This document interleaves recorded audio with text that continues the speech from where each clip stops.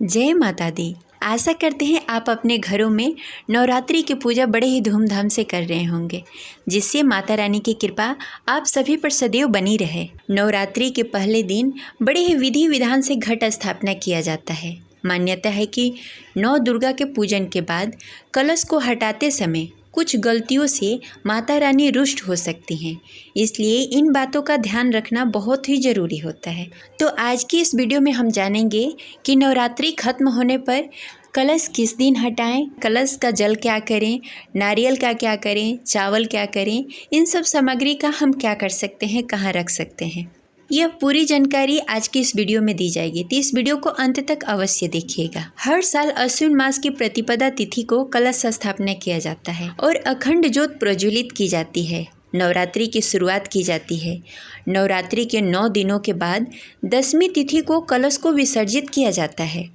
कलश विसर्जन के समय कुछ खास बातों का ध्यान रखना चाहिए। चलिए जानते हैं। सबसे पहले कलश पर रखे हुए नारियल को उठाएं। इसे आप नदी में प्रवाहित कर सकते हैं या आपके आसपास कोई तालाब नहर हो तो आप उसमें प्रवाहित कर सकते हैं। ध्यान ये रखिए कि तालाब गंदा नहीं होना चाहिए, साफ होना चाहिए।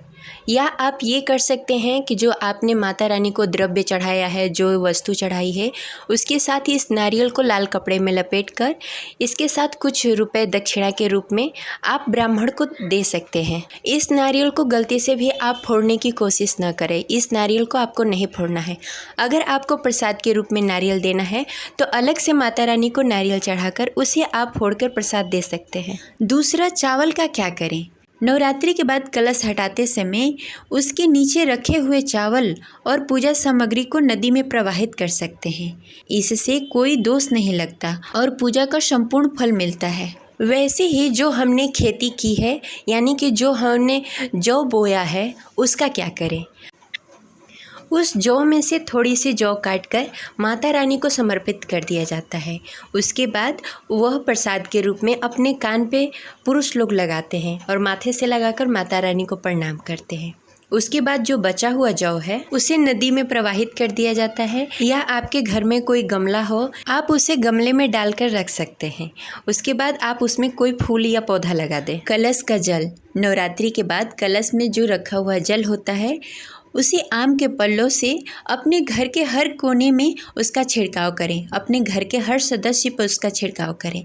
ध्यान ये रखें कि उस जल का छिड़काव कभी भी गंदे जगहों पे ना करें, बाथरूम में ना करें, कूड़े पे ना करें। इसके बाद भी जब आपका जल बच जाता है तो उसे किसी पौधे में आप डाल सकते हैं, लेकिन ध्यान रखें उस जल को तुलसी के पौधे में नहीं डालना चाहिए। अब कलश में रखे हुए सामग्री का क्या करें।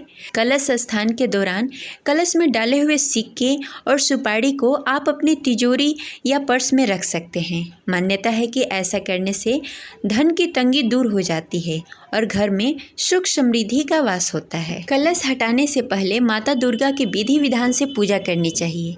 इसके बाद पूजा में जाने अनजाने हुई गलती के लिए क्षमा मांगनी चाहिए। फिर कलश के जल को घर में छिड़कना शुरू करना चाहिए।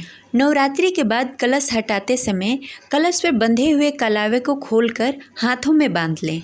ऐसा करने से देवी भगवती प्रसन्न होती हैं और भक्तों पर हमेशा अपना कृपा बनाए रखती हैं। कलश विसर्जन करने से पहले कन्या पूजन जरूर करें। नवरात्रि का व्रत कन्या पूजन के बिना अधूरा माना जाता है, इसलिए कन्या पूजन के बाद ही कलश उठाएं। कलश कभी भी विजयदशमी के दिन हटाया जाता है। अगर आपके यहाँ ऐसा नहीं होता तो आप एकादशी के दिन हटा सकते हैं। हमारे यहाँ ऐसे ही होता है, तो ये हमने आपको बताया। आपके यहाँ कैसे होता है, आप अपने यहाँ का नियम का पालन अवश्य करें। इस बार अष्टमी और नवमी का व्रत एक ही दिन रखा जा रहा है, यानी कि 11 अक्टूबर दिन शुक्रवार को अष्टमी का व्रत रखा जाएगा और इसी दिन कन्या पूजन भी की जाएगी। अगर आप अष्टमी को कन्या पूजन करते हैं वो भी शुक्रवार को ही किया जाएगा। अगर आप नवमी के दिन कन्या पूजन करते हैं वो भी शुक्रवार को ही किया जाएगा। तो इस बात का ध्यान रखें कि कन्या पूजन के बाद ही कलश हटाया जाता है। ये रही आज की जानकारी। आशा करते हैं आपको अच्छी लगी होगी। तो मिलते हैं अगले वीडियो में। तब तक के लिए जय माता दी।